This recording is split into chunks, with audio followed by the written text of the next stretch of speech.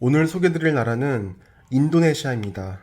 수백 번을 출장을 다녀봐서 할 얘기는 많지만 인도네시아 전반적으로 얘기를 하려면 몇 시간이 걸려도 부족할 수도 있습니다. 유튜브 특성상 영상을 10분 이내로 만들려고 하기에 가급적 일반 사람들이 알 수 없는 인도네시아의 모습만을 담아보도록 하겠습니다. 많은 사람들이 인도네시아 하면 발리를 떠올릴 것입니다. 저도 발리를 여러 번 가보긴 했지만 사람들 하며 자연 관광하며 참 좋은 곳이긴 합니다. 하지만 제게 친숙한 인도네시아 모습은 이런 모습입니다. 더럽게도 가난한 나라이고 대부분이 교육을 제대로 받지 못하고 있으며, 저는 공동묘지를 실제로 가봤는데 50대에 사망하는 사람들이 과장 좀 보태 대부분일 정도로 웬만한 사람들이 의료 혜택을 받지 못하고, 인도네시아의 수백만의 여성들은 한 달에 50만 원이라도 벌어보겠다고 싱가포르, 홍콩, 중동 등의 나라로 상주 도우미로 나갑니다. 위키피디아 상으로는 대략 450만의 인도네시아 여성이 해외에 상주 도우미로 나가서 일하고 있다고 합니다.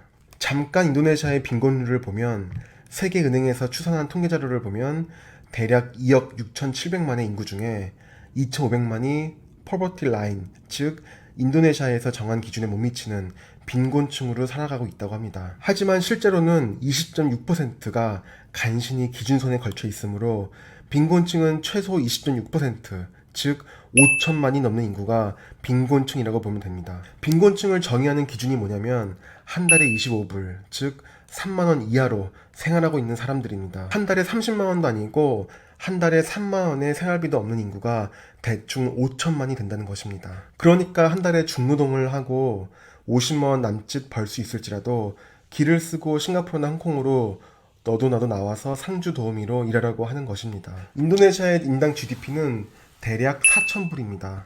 한국의 8분의 1 수준입니다. 하지만 빈부격차가 엄청나게 심해서 실제로 인도네시아 중산층의 평균 월급 수준은 보시는 바와 같이 산업마다 다르긴 하지만 30만 원에서 많아봤자 50만 원 사이 수준입니다. 인도네시아 GDP를 이끄는 산업은 20%가량이 일반 제조업, 13%가량이 도소매업, 그리고 비슷한 비율로 농수산업이 차지하고 있습니다. 사실 제 생각에 이 숫자는 별 의미가 없고, 제 영상에서 보여주고 싶은 부분은 왜 인도네시아가 찢어지게 가난하고 앞으로도 왜 비전이 없을까를 보여드리고 싶습니다. 일단 기본적으로 국민성이 낮습니다. 인종차별적인 얘기를 하려는 것이 아니라 어쩔 수 없는 팩트를 말씀드리는 겁니다. 국민성을 짚고 넘어가지 않고서는 이 나라에 대한 설명이 불가능하기 때문입니다. 공식적 실업률이 통계상 10% 미만이지만 비공식적 실업률이 40%가 넘는다는 말도 있고, 대부분의 사람들이 매우 낙천적이라 일을 안 하고 노는 것을 별로 개의치 않고 저축이니 노후 대비니 하는 말은 딴 세상 이야기일 겁니다. 인도네시아의 평균 IQ는 87이고 아프리카 대륙을 제외하면 세계 최하위 수준의 IQ를 국민들은 지니고 있습니다. 낮은 지능 외에도 매우 게으른 국민성으로 인해 실제로 인도네시아 거리를 지나다니면 아무 할 일 없이 그냥 길거리에 앉아있는 사람이 많습니다. 국민성이 근면 성실함과는 정반대로 게으름의 극치를 달리는 경우가 많습니다. 그럼 왜 인도네시아 같은 나라의 국민들이 게으르게 되었나 생각해 봅니다. 종교적인 이유는 얘기가 너무 심해지는 것 같아 빼고 얘기하면 우선은 더운 기후 환경 때문에 그렇습니다. 더운 나라일수록 한국같이 북반구에 있는 겨울에 있는 나라에 비해 사람들이 굶어 죽을 일이 역사적으로 덜했을 겁니다. 어쨌든 풍부한 식물들이 있고 하물며 벌레들이며 동물들이며 수많은 열대과일들이 1년 내내 끊이지 않고 나오기 때문입니다. 그래서 보릿고개라는 말은 있을 수 없습니다. 1년 내내 농사를 지을 수 있기 때문입니다. 지금 보시는 화면은 극빈층의 인구 비율을 유엔에서 세계 지도로 나타낸 도표입니다. 대부분의 더운 나라들이 빈곤율이 높습니다. 아마도 더운 나라에서는 상대적으로 음식들이 풍부해서 역사적으로 추운 겨울이 있는 북반구의 나라들에 비해 부지런함이 덜 필요했을지도 모르고, 그런 이유 때문에 현재 대부분의 동남아 국가들이 후진국으로 머물 수밖에 없지 않았나 하는 개인적인 생각을 해봅니다.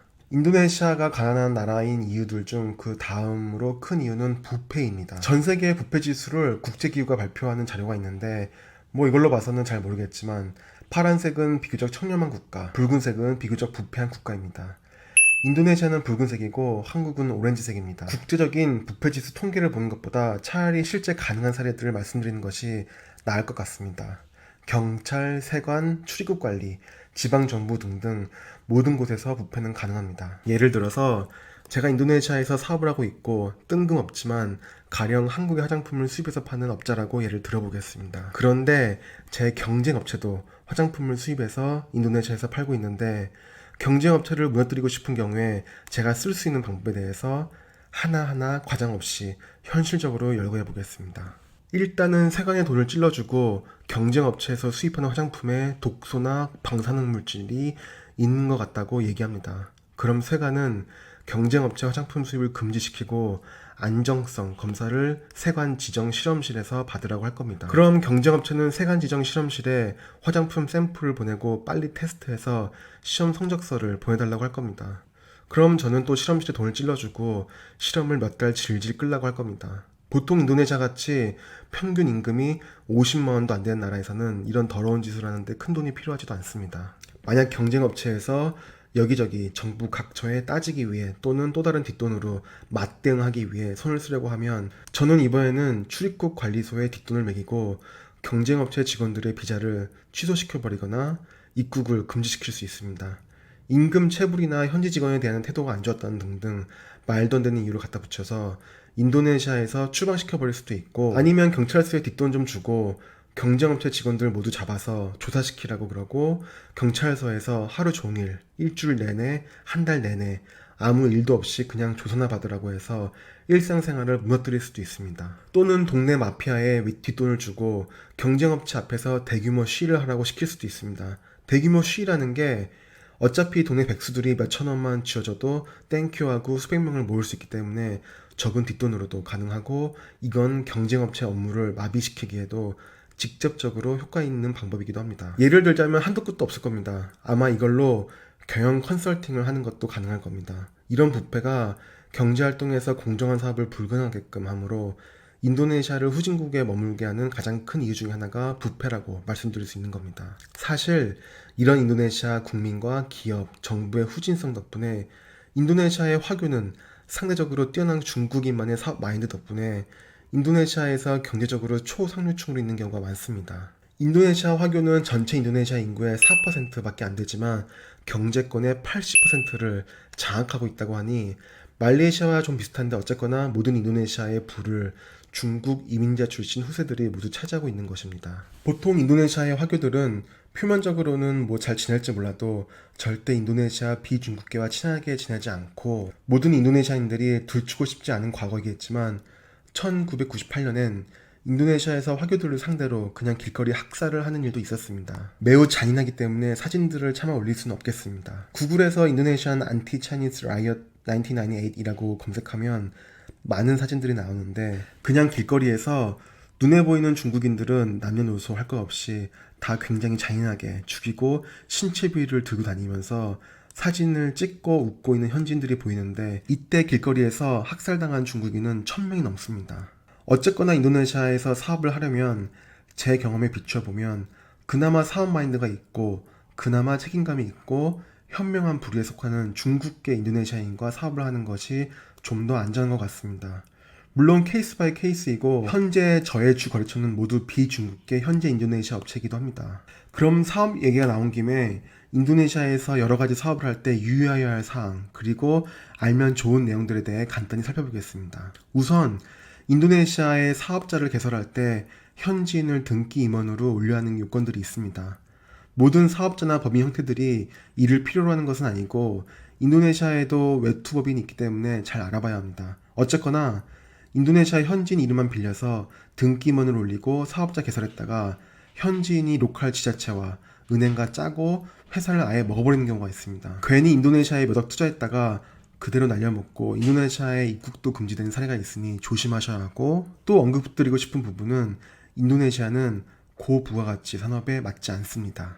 가령 고부가가치 산업일수록 공정 프로세스에 들어가는 원 부자재 가격이 높을 텐데 가령 고가의 원 부자재가 보관되어 있는 창고를 지키는 경비원을 월 30만 원 정도에 고용해서 창고를 지키라고 하면 경비원 입장에서는 창고만 제대로 털면 몇 년치 월급을 하룻밤에 건질 수 있기 때문에 물건을 빼돌리고 횡령을 할 수 있는 강한 동기부여가 있는 것입니다. 고부가가치 산업이 인도네시아에서 왜 안 되는지 이유가 많겠지만 이건 하나의 사례를 경험에 비추어 예를 든 것입니다. 또한 중공업 분야도 인도네시아에는 일반적으로 맞지 않습니다. 중공업은 기본적으로 인프라 투자가 들어가야 하는데 인도네시아의 인프라는 기본적으로 매우 열악하기 때문에 아무리 노동력이 저렴하다 할지라도 인프라가 기본적으로 미흡한 상황에서는 가격 경쟁력이 있기 힘듭니다. 제가 기존에 실제로 프로젝트를 위해 동일한 아이템을 가지고 인도네시아, 한국, 중국의 공급망에서 원가를 비교한 적이 있는데 지금 보시는 것과 같은 중공업 관련 아이템은 한국이 인도네시아보다 20%가량 저렴했습니다. 중국은 한국보다 10에서 15% 저렴했습니다. 인프라 투자가 커질수록 자동화 설비도 잘 되어 있고 비록 인건비는 인도네시아보다 높을지라도 원가 경쟁력은 우위에 있는 것입니다. 물론 예외도 있습니다. 인도네시아는 산유국이기 때문에 퍼터미나라는 국영 석유회사가 있고 관련 공기업과 협력업체들은 대형 설비 투자가 필수이기 때문에 중공업 자체가 발달하기 힘든 나라라는 것은 아닙니다. 또한 인도네시아는 천연자원으로 인해 광업이 발달되어 있기 때문에 이와 관련된 중공업은 발달이 되어 있을 수밖에 없습니다. 물론 기술적으로 대부분 호주 업체에 의존해 있지만 말입니다. 이 정도면 사업 얘기는 간략히 된 것 같고 마지막으로 인도네시아 여행에 대해 말씀드리고 영상을 마무리 짓겠습니다. 저는 개인적으로 인도네시아만큼 여행하기 좋은 나라도 없다고 생각합니다. 기본적으로 인도네시안들은 성격이 밝고 친절합니다. 인도네시아에서는 뭔가 마음이 편해지는 그런 점이 있습니다. 제가 인도네시아를 자주 다니다 보니 인도네시아 관련 여행과 음식 영상들을 많이 올렸었습니다. 인도네시아 물가는 미얀하리만큼 저렴합니다.